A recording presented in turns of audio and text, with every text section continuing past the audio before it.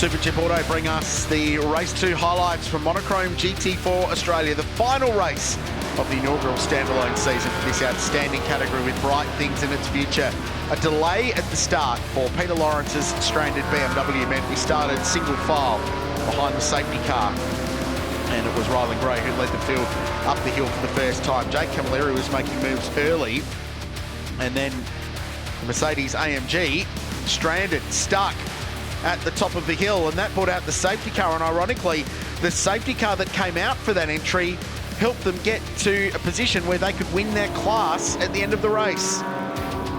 So Ben Newman was stranded at Reed Park, refired the car with what we believe was a fuel pressure issue. And that set up an incredible charge through the field by Lockie Dalton later in the race. There was some great battling going on here. McLaren was fighting its way through. This was through the pit stop sequence when they came across Tony Quinn at the top of the mountain. But Lockie Dalton was one of the stars of the show today.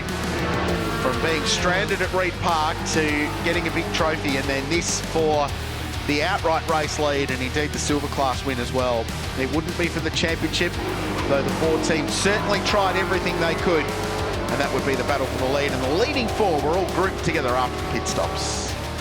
And Medicki stretching the legs of that Mustang around Flack in the McLaren, and it was just unstoppable. But there was action everywhere we looked, all between the different classes.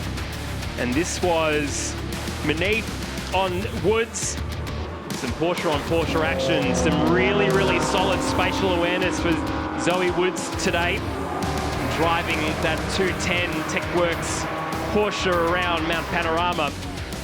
But this Buckby Motors AMG was super pacey. Lockie Dalton was very, very quick, and in fact took the fastest lap of this race.